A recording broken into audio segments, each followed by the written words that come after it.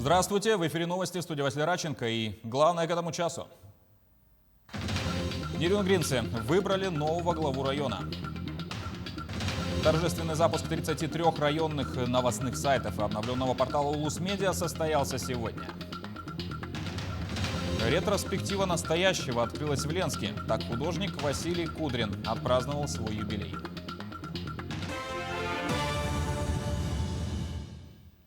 В честь грядущего Дня Республики лучшим работникам различных отраслей вручили государственные награды России и региона. Глава СН Николаев отметил, что благодаря их труду Якутия развивается и процветает. Вводятся новые объекты. Несмотря на пандемию, социально-экономическое развитие региона остается стабильным. Так, народной поэтессе Наталье Харлампиевой за вклад в развитие якутской литературы и за укрепление литературных связей между народами вручили государственную премию имени Платона Аюнского. Кроме нее, госнаграды получили медики, строители, специалисты культуры и другие. Для меня лично очень большая честь, очень волнительно. Хотя указ вышел еще осенью, но никак не получалось. И, наверное, всегда, если награда находит своего героя, это, наверное, награда именно ждала, наверное, чтобы я получила именно в этот день. Это очень волнительно. И, конечно же, на этом, что награду получили и остановились, нет такого. Это еще, наверное, надо больше работать творчески. Нерюнгринцы выбрали нового главу района. Напомню, голосование проходило 3 дня, а до этого выездные комиссии принимали мнения граждан отдаленных общин и вахтовых поселков.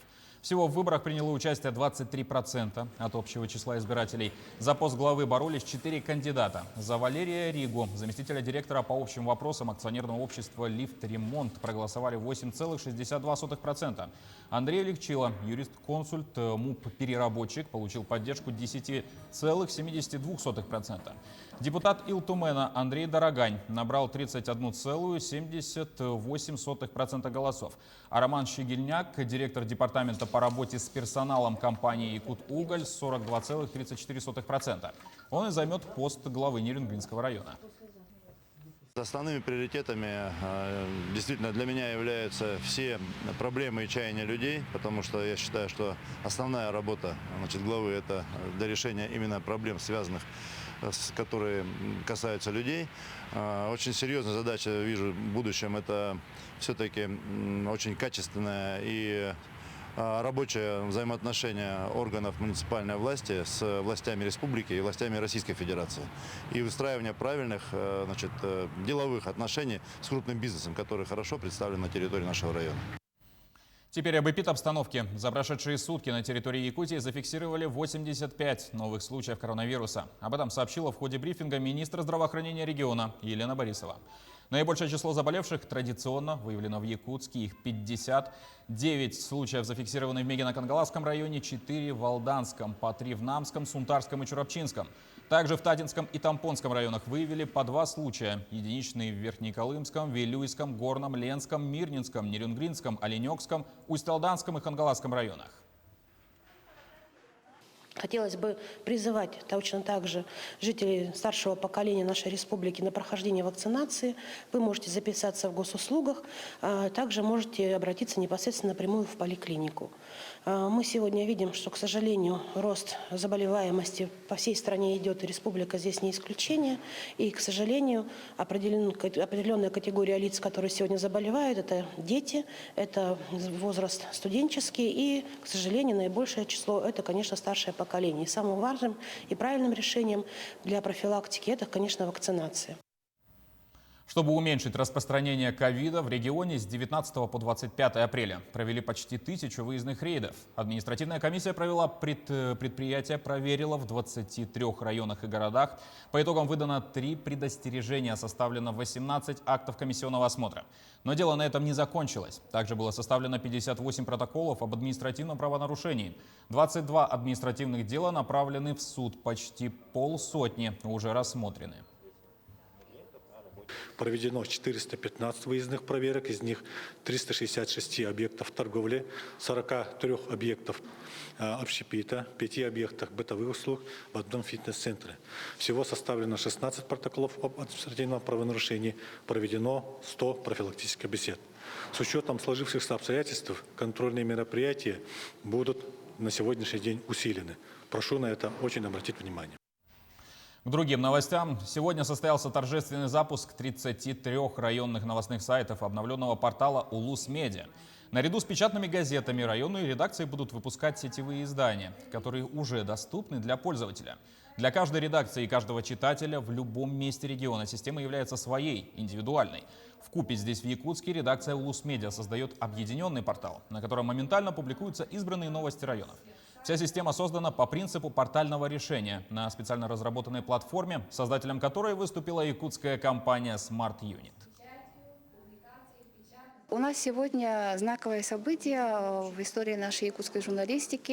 Наряду с печатными газетами районными мы запускаем 33 сайта, соответствующие по количеству наших районных изданий. Да? Это сетевые издания, которые у нас находятся на единой платформе с флагманом «Улус-Медиа», который будет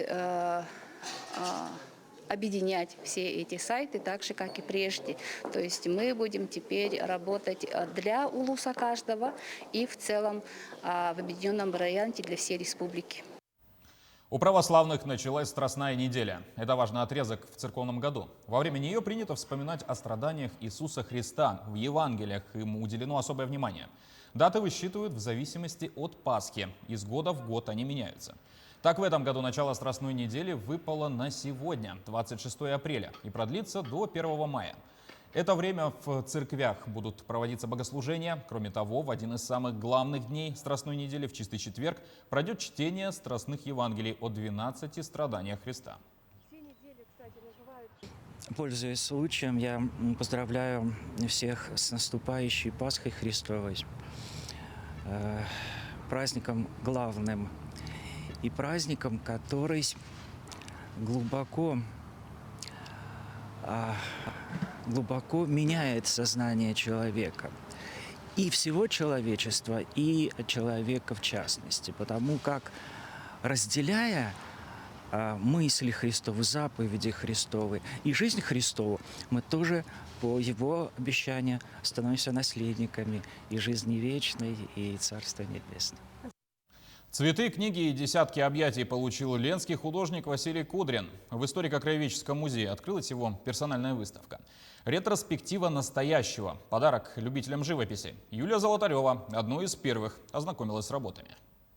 Не просто выставка, праздник. В компании родных, поклонников, музыкантов и в окружении картин художник празднует 80-летие. Вот он в самом центре, в шляпе, очках, бабочке и пиджаке. Впрочем, представлять Василия Кудрина ленчанам и не нужно. Живописец прославился не только в городе и районе. Даже Выборгский Эрмитаж просил его оставить в коллекции картину. Пойти тропой искусства инженер по профессии решил уже в 30 лет. С тех пор на его холстах виды родных мест, портреты, натюрморты.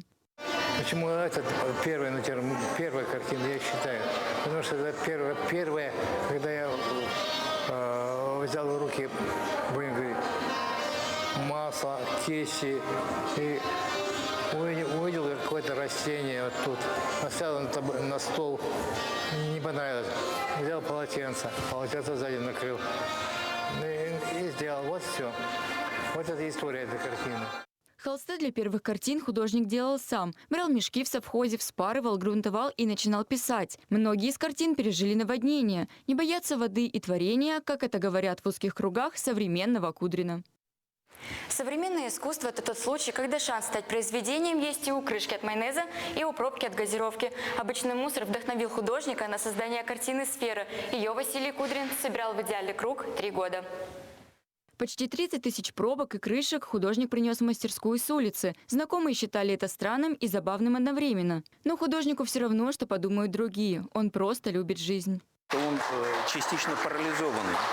и он еле-еле двигается с палочками. Представляете, просидеть вот с парализованной ногой, с больной рукой, и в то же время рыбачить.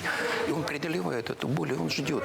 Вот у нас, когда у него начался инсульт, была одна только цель. Мы сказали, что мы 28 мая с тобой спускаем лодку и выходим на Лену.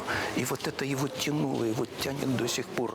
На выставке можно посмотреть картины из старинных монет, ключей и ручек. Художник поделился, не все задумки притворил в жизнь. В мастерской полно материалов для новых шедевров. На 5-6 минимум. Юлия Золотарева, Анастасия Белокреницкая, телеканал «Алмазный край».